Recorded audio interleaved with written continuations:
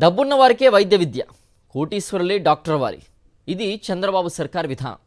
పేద విద్యార్థుల కోసం వైఎస్ జగన్మోహన్ రెడ్డి ఫీజుల్ని గణనీయంగా తగ్గిస్తే ప్రైవేట్ కాలేజీల మేలు కోసం పేదలపై భారాన్ని మోపే కుట్రలకు తెరలేపింది కూటమి ప్రభుత్వం.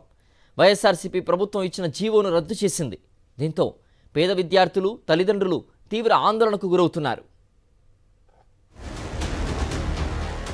చంద్రబాబు ప్రభుత్వ చర్యలతో రాష్ట్రంలో పీజీ వైద్య విద్య సామాన్యులకు అందుబాటులో లేకుండా పోయే పరిస్థితులు నెలకొన్నాయి.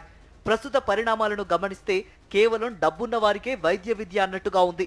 2014 నుంచి 2019 మధ్య చంద్రబాబు పాలనలో మెడికల్ పీజీ ఫీజులను భారీగా పెంచేశారు.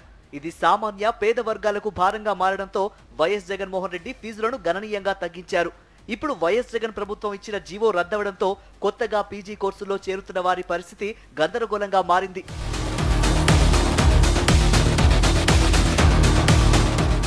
ఇప్పటి వరకు అన్ని ప్రైవేటు కళాశాలలకు ఒకే విధమైన ఫీజుల విధానం ఉంది. కొత్త విధానంలో కళాశాలల వారీగా ఫీజులు నిర్ణయిస్తారని తెలుస్తోంది. దీంతో తాజాగా అడ్మిషన్లు పొందిన విద్యార్థుల నుంచి 2020 నుంచి 2023 బ్లాక్ పీరియడ్ ఫీజులపై 15% అదనంగా కట్టించుకుంటున్నారు. మరోవైపు ఫీజు పెరిగితే ఆ మొత్తాన్ని చెల్లించేలా నాన్ జ్యుడిషియల్ బాండ్ పేపర్పై అగ్రిమెంట్లు రాయించుకుంటున్నారు.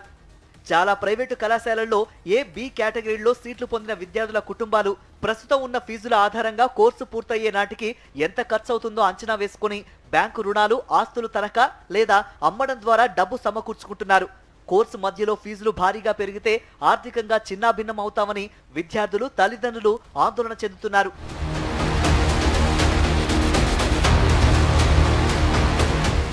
రెండు 2014 నుంచి 19 మధ్య చంద్రబాబు ప్రభుత్వం పీజీ వైద్య విద్యను కోటీశ్వరులే చదువుకునేలా ఫీజులను ఏకంగా 7 రెట్లు పెంచింది. అప్పటి వరకు కన్వీనర్ కోటాలో క్లినికల్ డిగ్రీ, డిప్లొమా కోర్సుల్లో ప్రైవేటు కళాశాలల్లో 2.90 లక్షలుగా ఉన్న ఫీజును 2017-18లో ఏకంగా 6.90 లక్షలకు పెంచింది. యాజమాన్య కోటా ఫీజును 5.25 లక్షల నుంచి 24.20 లక్షలకు పెంచింది. దీంతో పేద విద్యార్థులకు కన్వీనర్ కోటా కూడా కష్టంగా మారింది.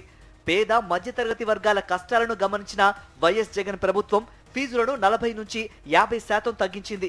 దీనిని సవాల్ చేస్తూ మంత్రి నారాయణకు చెందిన నారాయణ మెడికల్ కాలేజీ యాజమాన్యం కోర్టుకు వెళ్లింది. సుప్రీంకోర్టు నారాయణ కళాశాల యాజమాన్యంపై తీవ్ర ఆగ్రహం వ్యక్తం చేసింది. విద్య అంటే వ్యాపారం కాదంటూ తలంటించింది. అంతేకాకుండా 5 లక్షలు ఫైన్ వేసింది. ఇప్పుడు చంద్రబాబు ప్రభుత్వం మళ్లీ ప్రైవేటు కళాశాలలకు మేలు చేయడం కోసం పేద మధ్యతరగతి వర్గాలపై భారాన్ని మోపే ప్రయత్నం చేస్తోంది.